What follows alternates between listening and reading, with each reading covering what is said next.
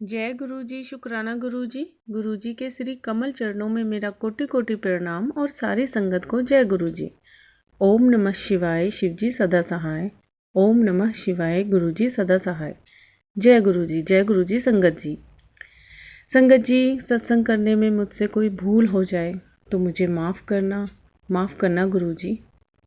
संगत जी, हमारे गुरु जी हमारे कष्ट पल पल काटते हैं और हमें पता भी नहीं चलता। पता नहीं कितने ही तरीके से हमें ब्लेस करते हैं। गुरु जी की महिमा हम क्या ही जानें।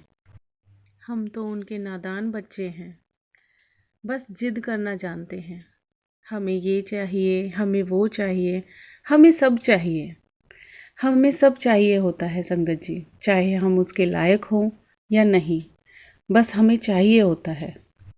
हम ये भूल जाते हैं कि गुरु जी तो पूरे संसार के हैं। उन्हें तो सबके कर्म देखने पड़ते हैं, हिसाब देना होता है। लेकिन फिर भी संगत जी, हम कभी कभी इतनी ज़िद कर लेते हैं कि गुरुजी को वो सब देना होता है जिसके हम लायक भी नहीं होते। फिर चाहे गुरुजी को कितने ही कष्ट अपने ऊपर सहने पड़े, पर हमें तो सब कुछ चाहिए। माफ़ करना संगत जी, मुझसे बोलने में कोई भूल हो जाए या किसी को बुरा लगे तो मैं हाथ जोड़कर माफ़ी मांगती हूँ। मैं ये इसलिए कह रही हूँ कि ये खुद मेरे साथ हो चुका है। संगत जी, मैं बहुत बड़ी बड़ी परेशानियों से गुज़र रही थी। परेशानियाँ तो अभी भी हैं। चारों तरफ मुझे अंधेरा ही अंधेरा दिखाई दे रहा था। इसलिए मैं गुरुजी से रात दिन शिकायत करती रहती कि जो मेरे साथ बुरा कर रहे हैं वो मौज में हैं, और मैं जिसने कभी भी किसी के साथ बुरा नहीं किया, छल कपट नहीं किया, तो मेरे साथ इतनी परेशानियाँ क्यों हो रही हैं। मैं बता नहीं सकती कि हेल्थ को लेके, वेल्थ को लेके सब खराब चल रहा था। गुरुजी से हमेशा शिकायत लगाती रहती, रो रो कर अरदास लगाती, क्वेश्चन करती रहती कि और बिना सोचे समझे कुछ भी बोल देती थी। फिर भी गुरुजी, हमारे प्यारे गुरुजी, सब कुछ सुनते रहते। हम सबकी सुनते हैं गुरुजी, हम सबकी सुनते हैं। हम सबको बहुत प्यार करते हैं, हमारी मदद करते हैं, हमें हर बुराइयों से बचाते हैं। मैंने गुरुजी को इतना परेशान किया, रो रो कर अरदास की कि गुरुजी मेरी मदद करो, मेरी मदद करो। गुरुजी को मेरी मदद करनी पड़ी। गुरुजी मेरे सपने में आए थे संगत जी। मुझे वो पूरी तरह से तो दिखे नहीं थे, लेकिन एक रोशनी सी थी। वहाँ से आवाज़ आ रही थी कि तुम दोनों, यानी कि मैं और मेरे पति अंकल, एक दूसरे को पकड़कर अपना सिर नीचे की तरफ कर लो। एक दूसरे को छोड़ना नहीं है, बस कस कर पकड़े रहो।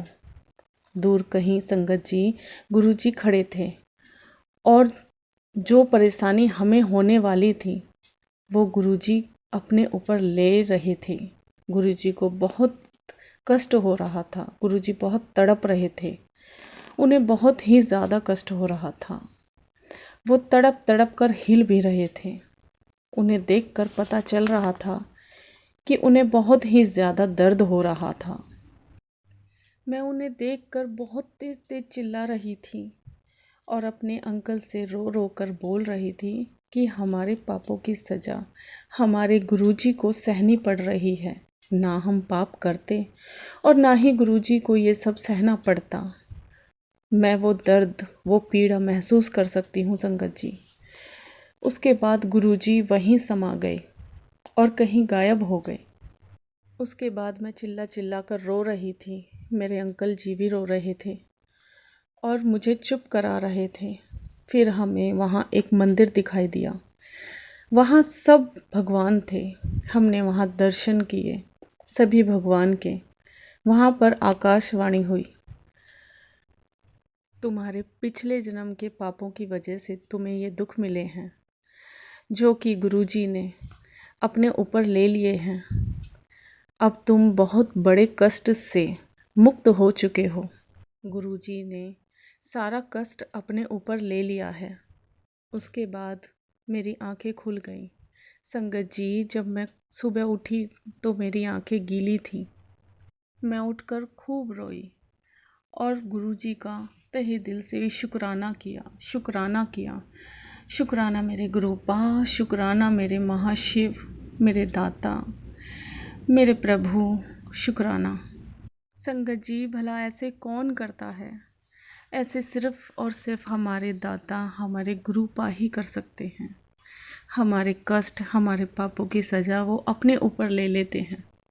संगत जी, गुरुजी हम सभी से इतना प्यार करते हैं कि वो हमारी बुराई, हमारे पापों की सज़ा अपने ऊपर ले लेते हैं और हमें हमेशा ब्लेस करते रहते हैं। हमें वो सब भी दे देते हैं जिसके हम लायक भी नहीं होते, जो हमारी किस्मत में भी नहीं होता। ऐसा सिर्फ़ और सिर्फ़ हमारे गुरुपा, हमारे दाता, हमारे मालिक, हमारे भगवान ही कर सकते हैं। और हमें पता भी नहीं चलता, कितनी बार तो हमें पता ही नहीं चलता कि हमें हमारे गुरुपा, हमारे भगवान क्या क्या दे रहे हैं। और हम इतने पापी होते हैं और इतने नादान होते हैं कि गुरुजी का सिमरन और उनका गुणगान, उनकी महिमा भी अच्छे ढंग से नहीं कर पाते हैं। गुरुजी का मंत्र जाप भी अच्छे से नहीं कर पाते हैं। माफ़ करना गुरुजी, माफ़ करना, माफ़ करना, अपने नादान बच्चों को माफ़ करना।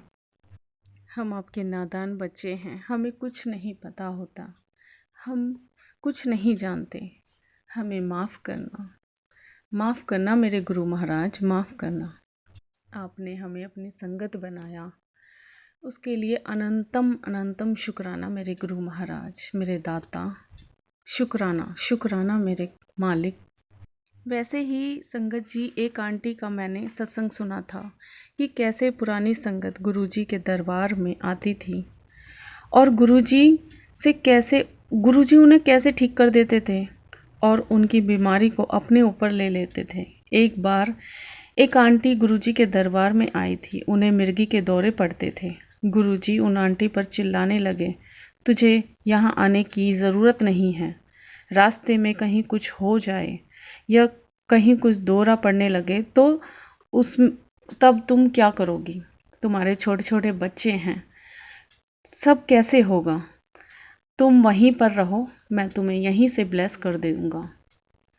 गुरुजी, हमारे प्यारे गुरुजी ऐसे थे कि कोई परेशान होता था तो उन्हें घर पे ही रहने की सलाह देते थे और उन्हें घर पर ही ब्लेस कर देते थे।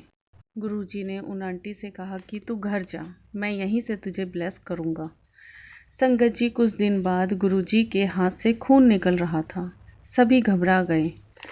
फिर तो गुरुजी के जो भी सेवादार थे वो परेशान हो गए और देखने लगे कि खून कहाँ से आ रहा है। तब सेवादारों ने देखा कि गुरुजी के उंगली का नाखून निकला हुआ था जिसमें से खून निकल रहा था। गुरुजी के सेवादार उनकी मदद करने के लिए भागे, कोई दवाई लेने के लिए गया और कोई पट्टी करने की कोशिश करने लगा, लेकिन गुरुजी ने पट्टी कराने से भी मना कर दिया और दवाई लेने से भी मना कर दिया। बोले कि मैं ऐसे ही ठीक हो जाऊंगा, मुझे दवाई की ज़रूरत नहीं है और ना ही पट्टी की ज़रूरत है। गुरुजी उस दर्द में 3-4 दिन तक रहे। कितना दर्द होता है नाखून हटाने के बाद, आप समझ ही सकते हो संगत जी। गुरुजी ने इंसान का चोला हमारे लिए ही तो लिया है संगत जी, और वो सभी दर्द, वो सभी परेशानियां सही जो कि हमारे शरीर में होती हैं। कुछ दिन बाद जब वो आंटी आई तो बोली कि डॉक्टर ने बोला है कि तुम अब बिल्कुल ठीक हो, रिपोर्ट में सब कुछ ठीक आया है। तभी सेवादार समझ गए कि गुरुजी ने उन आंटी का कष्ट अपने ऊपर ले लिया है। उनकी बीमारी ठीक करने के लिए गुरुजी ने अपने आप को इतना कष्ट दिया है। ऐसे ही दरबार में कैंसर के मरीज़ आते थे तो गुरुजी उन्हें भी आने के लिए मना किया करते थे और यही बोल देते थे कि तुझे आने की ज़रूरत नहीं है, मैं तुम्हें वहीं पर ही ब्लेस कर दूँगा। और फिर गुरुजी को कई दिनों तक खून की उल्टियाँ होती थी और बहुत दर्द होता था। वो सभी पीड़ा सहते थे जो कि एक कैंसर के मरीज़ को होता है। वो सभी दर्द गुरुजी खुद सहते थे, अपने ऊपर लेते थे। संगत जी, ऐसे भला कौन कर सकता है? ऐसे कोई नहीं कर सकता, सिर्फ और सिर्फ हमारे गुरुपा ही कर सकते हैं। गुरुजी की महिमा का बखान तो कभी ख़त्म ही नहीं हो सकता संगत जी, लेकिन सत्संग काफ़ी बड़ा हो जाएगा, इसलिए मैं गुरुजी के महामंत्र के साथ अपनी वाणी को यहीं विराम देती हूँ। ओम नमः शिवाय, शिवजी सदा सहाय। ओम नमः शिवाय, गुरुजी सदा सहाय। जय गुरुजी, शुक्राना गुरुजी, अनंतम अनंतम शुक्राना मेरे गुरु महाराज।